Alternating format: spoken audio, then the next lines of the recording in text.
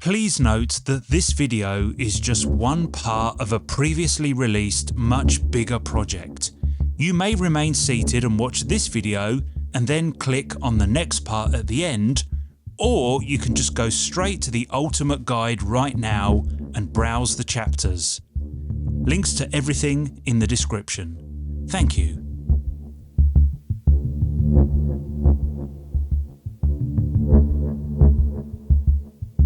Hello BookTube, welcome to a special slice of Media Death Cult nostalgia. The purpose of this video is to cover as many angles and aspects of the Book of the New Sun as I possibly can, explore the many layers while also keeping it relatively approachable. But I think there's also room for a standard old school book review, the details of which will be inevitably sprinkled all over this video, but encapsulated here for your convenience. Spoilers ahoy if you haven't read any of the books before, but let's be honest, a book review without a few spoilers is just a waste of everybody's time. The Book of the New...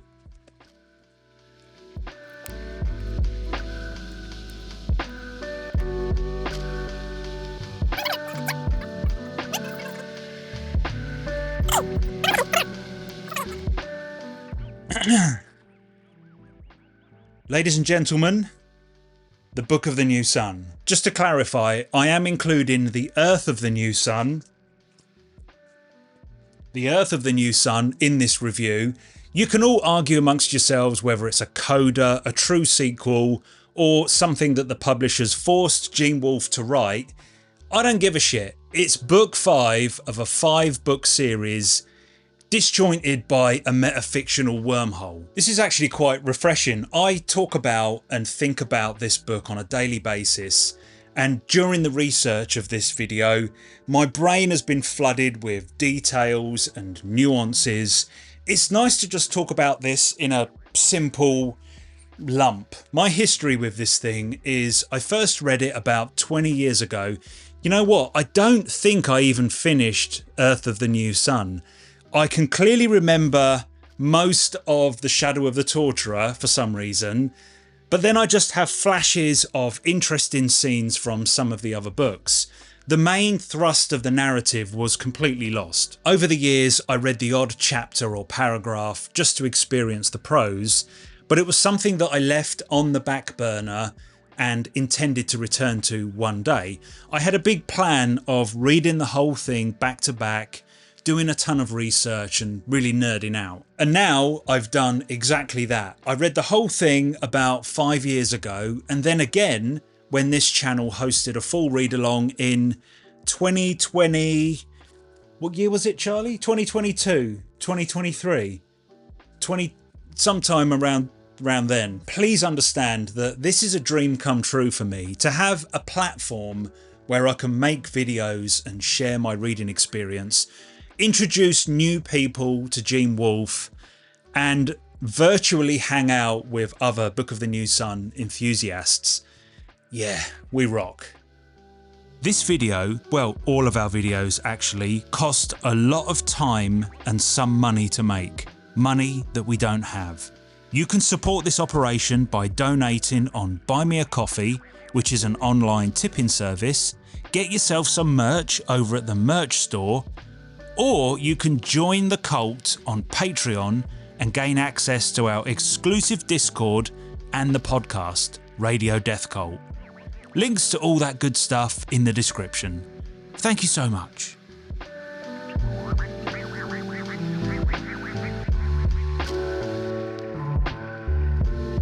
I used to start these reviews with the plot. The plot! The plan was to divide the video up into the plot, the writing, and some sort of wrap-up explanation thing to avoid a scattergun of verbal diarrhea. Is that still the plan? I will endeavour to do that, but please forgive me if I keep sloshing over the sides and jumping around those categories. It's all interlinked. Okay, so the plot. In its purest form, if I was to explain what's going on with one single sentence. In the distant future, the sun is dying, and one man has the ability to bring light and warmth back to Earth by delivering a new son.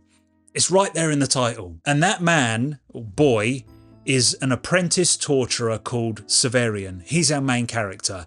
I don't think we ever leave his side or his perspective, because he's telling this story of his own life from a point in his future. Occasionally, the narrative will take a detour through other poems or short stories, but they're either being read by Severian to someone else, or he is present when someone else is reading them. They're part of the scene and important to the plot, I think. The grand arc of saving the planet and fulfilling a destiny on a universal scale doesn't really become apparent until you've finished the entire series. It's not written as, once upon a time there was a time-travelling messiah who triggered the mechanism to ensure that life would continue in the next universe beyond the heat death of all matter. Instead, the story focuses on the geographical journey of Severian as he embarks on this Odyssey-like trip, mostly unaware of where he's going or what the hell's going on. We know right from the beginning of the book that Severian will one day become the Autarch. It's like the emperor of the land, the highest seat of authority in this part of the world.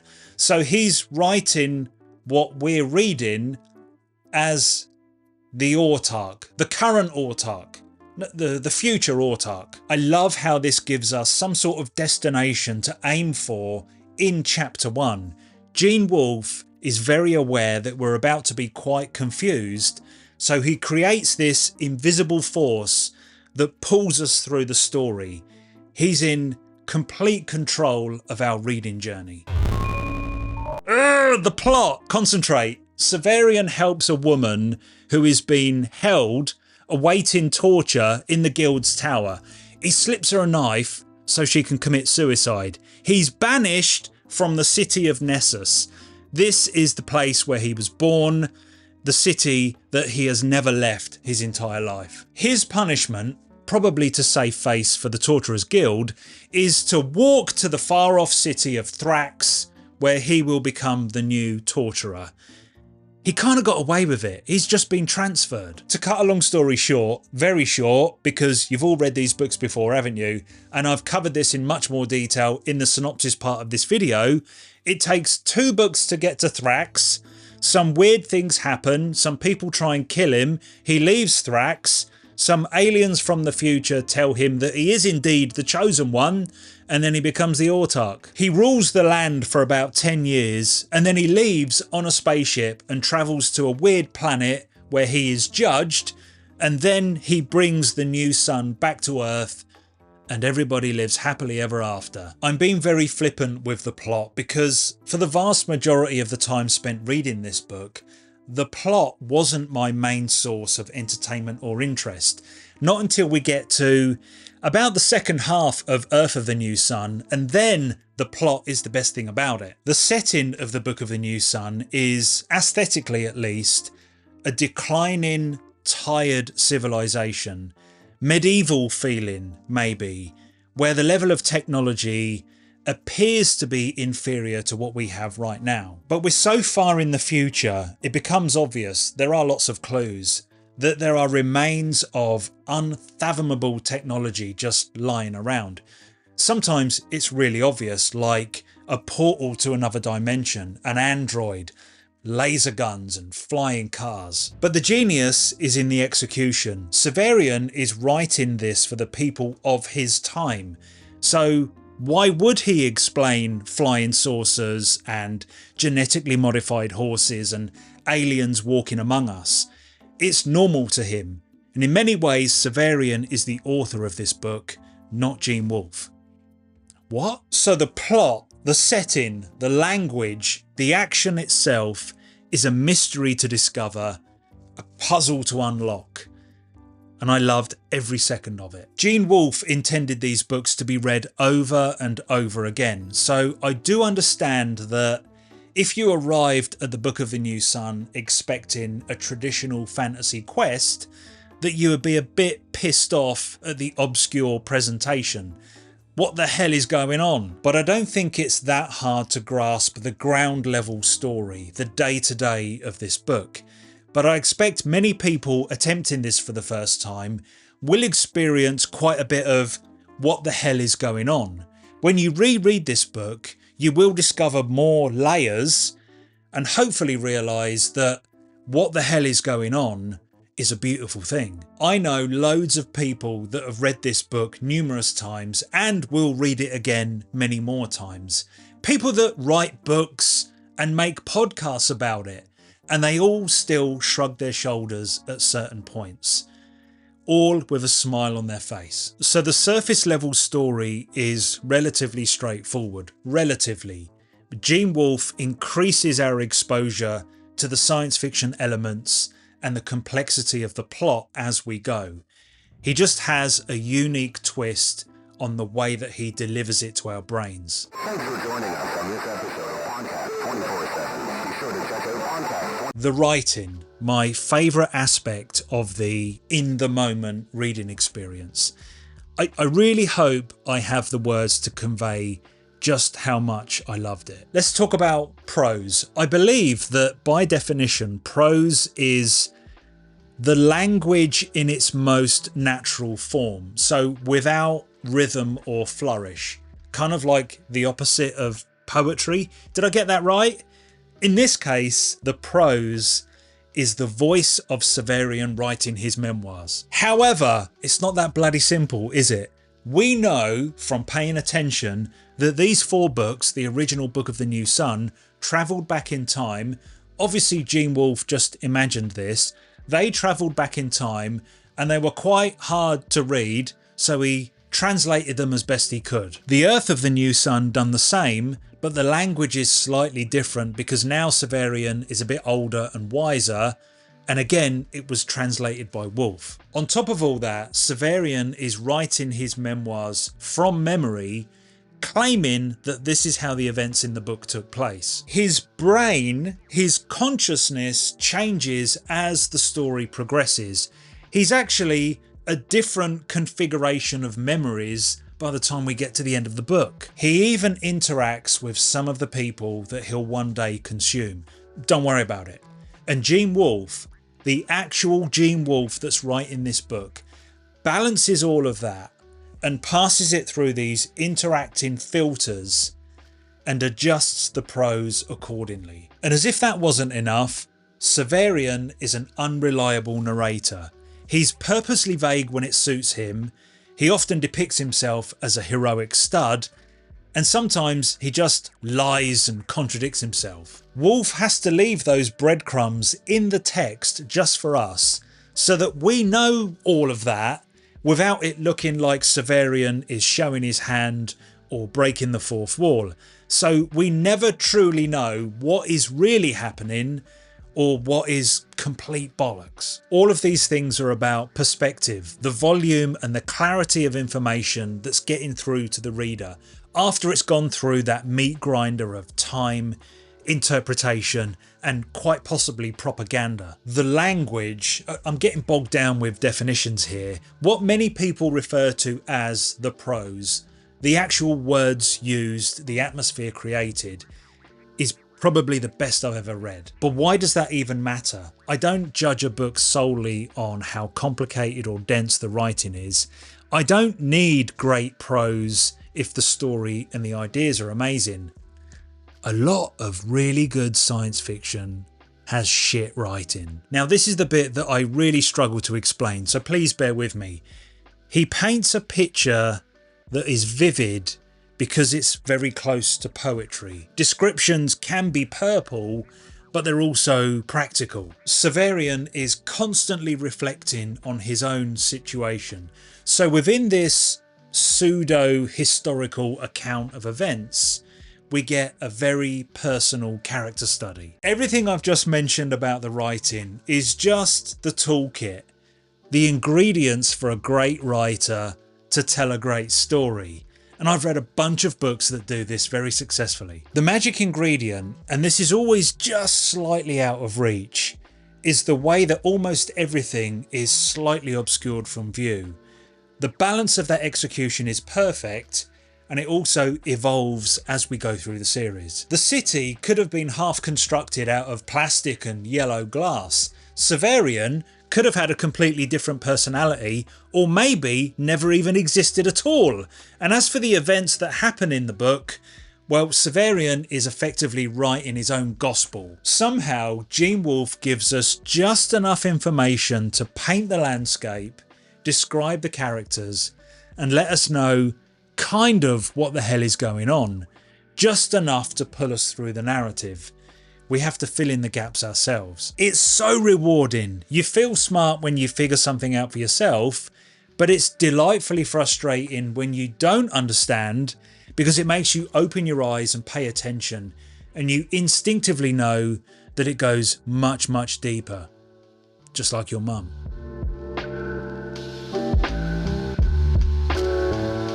Alright, so we have this wonderfully crafted book. The technique is second to none.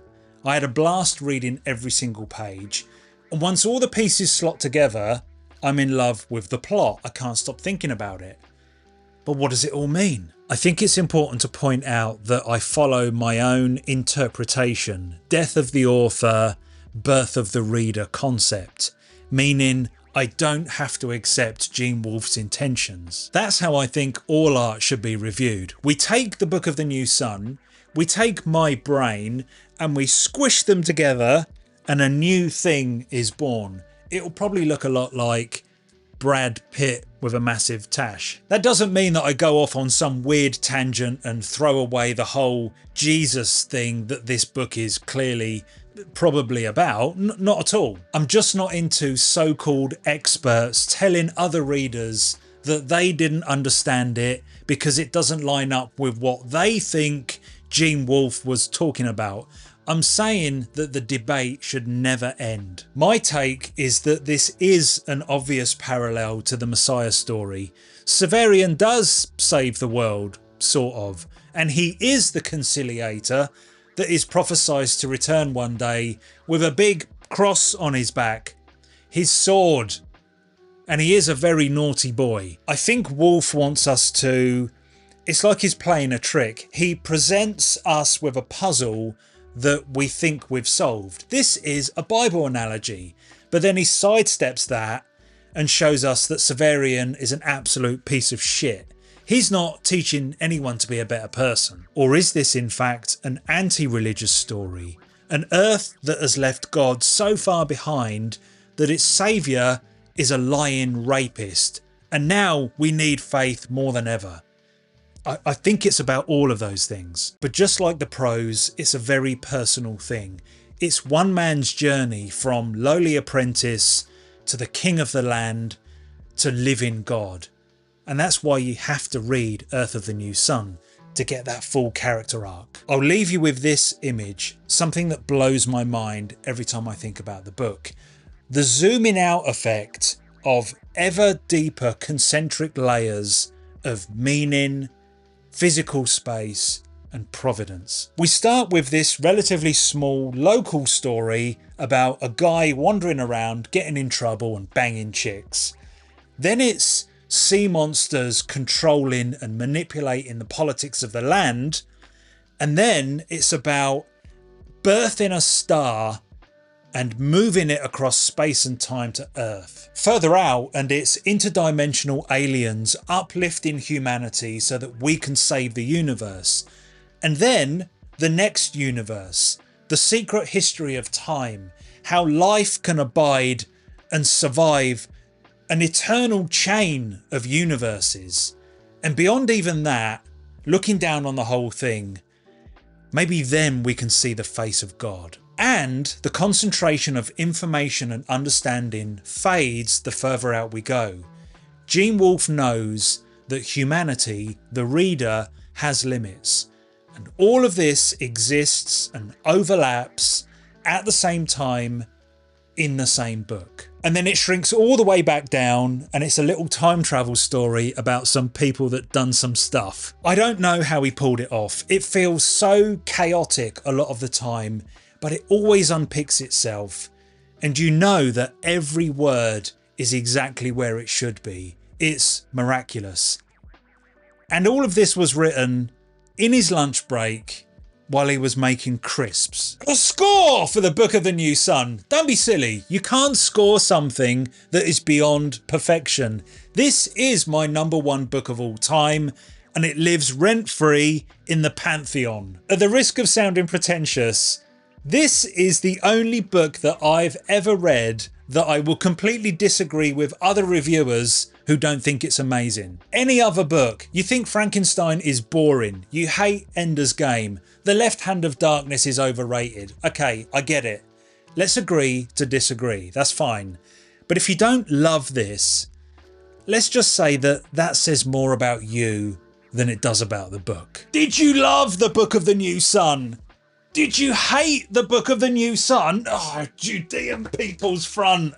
Let us know in the comments, please. Thank you very much for watching. There isn't another video to click on because we're right in the middle of one big, massive Book of the New Sun video. So just stay where you are and keep watching. Peace!